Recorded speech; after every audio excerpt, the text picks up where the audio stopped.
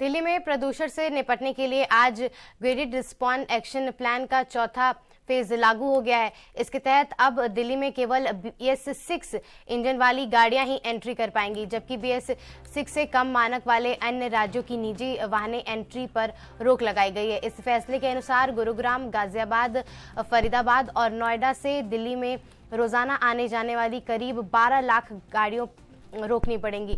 नोएडा से 4 लाख, गुरुग्राम से 2 लाख और गाजियाबाद से 5.5 लाख वाहनों को दिल्ली में आने से रोक लगाया गया है।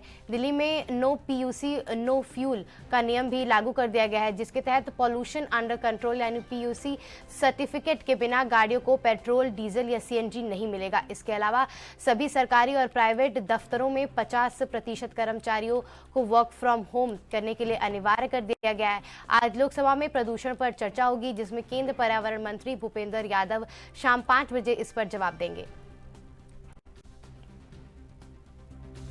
रेखा गुप्ता जी ने बोला था ना कि टेम्परेचर नापने वाली मशीन लगाई है, तो हो सकता है कि सुधार रहा। जिस सरकार के, दिल्ली सरकार के मुखिया की ये सोच, ये जानकारी और ये ज्ञान है, उस सरकार से क्या ही उम्मीद कर सकती है आप। जब तक केंद्र और प्रदेश में डबल इंजन वाले की सरकार के मानसिक प्रदूषण रहेगा, राजनीति में प्रदूषण फैलाते रहेंगे, इनकी सोच न सकारात्मक होगी न प्रदूषण में सुधार होगा। मुझे तो लगता नहीं पॉल्यूशन पे लोग चर्चा कराएंगे, क्योंकि दिल्ली की मुख्यमंत्री की निगाह में तो पॉल्यूशन है ही नहीं। वो तो AQI को टेम्परेचर बता रहे हैं, तो कोई समझती नहीं पॉल्यूशन क्या है। असल में पॉल्यूशन जो है, इतनी ज्यादा दिल्ली में मोटर कारों का रजिस्ट्रेशन प्रतिदिन होता है जो दुनिया के किसी शहर में नहीं होता है। हर घर में और एक एक आदमी के पास 4-4 गाड़ियां हैं।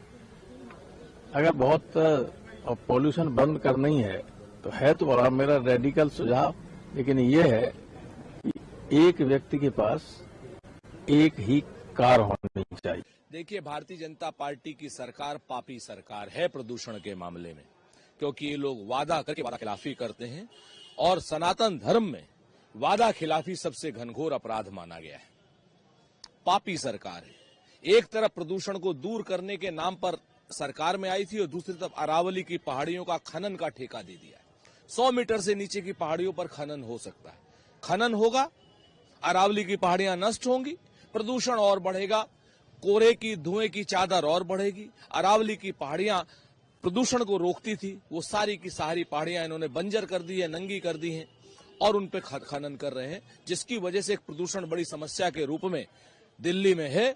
तो ऐसे समय में भारतीय जनता पार्टी अब बताए कि उसके पास प्रदूषण को नियंत्रण करने का क्या उपाय है, और अगर नहीं उपाय है, यमुना का प्रदूषण नहीं खत्म कर सकते, गंगा मैया का नहीं कर सकते, हवा का नहीं कर सकते, तो इस्तीफा तो दे सकते हैं। हमारी सब ओके है, हमेशा ही ओके रहता है टैक्सी वालों का तो, लेकिन जो बाहर से गाड़ी आती थी BS6 से नीचे, उन लोगों का प्रदूषण सर्टिफिकेट नहीं होता था, तो इसके लिए सरकार का ये सही फैसला है। नाम दीप सिंह है और मैं DTC कर्मचारी हूं और दिल्ली सरकार के माध्यम से यहां पर हमारी ड्यूटी लगाई गई है। जो हम पोल्यूशन चेकिंग में, अगर जिनका पोल्यूशन वैलिड नहीं है तो उनको यहां पर CNG नहीं दी जा रही है। भाई मेरा नाम राजेश्वर है। ये जो काम हुआ है ना, बहुत अच्छा हुआ है पोल्यूशन वाला, कि पोल्यूशन होगा तो जब भी CNG या पेट्रोल मिलेगा, बहुत अच्छा हुआ। नहीं तो बहुत ही अत्याचार हो रहा था कि कोई गाड़ी कितनी साल पुरानी हो, कैसा हो, सबको CNG पेट्रोल सब मिल रहा है, उसमें हम लाइन में खड़े हो जाते हैं और दूसरे जो अदर लोकल के होते हैं भरवा के दूसरी जगह से चले जाते हैं। ये द बेस्ट, बहुत अच्छा करा मोदी ने और अच्छा करते रहें। Thank you so much.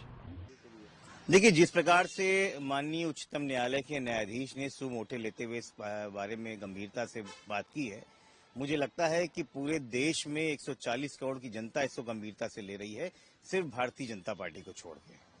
Bharatiya Janata party ने एक भी ऐसा काम नहीं किया है जिससे वो पॉल्यूशन को कम करे, प्रदूषण को कम करे।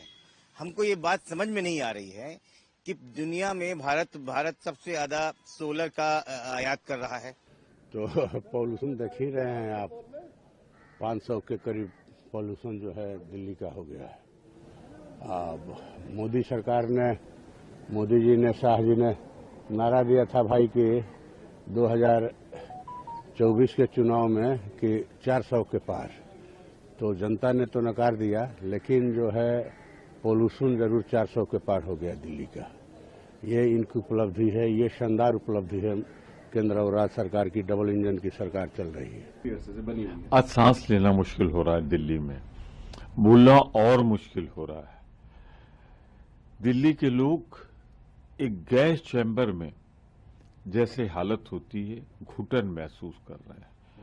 तमाम तरह की बीमारियां हो रही हैं। जवाब देंगे पर्यावरण मंत्री? लिखा पढ़ा, एक घिसा पिटा जवाब। मैं सिर्फ ये जानना चाहता हूं कि 11 साल से केंद्र की सरकार यहां है,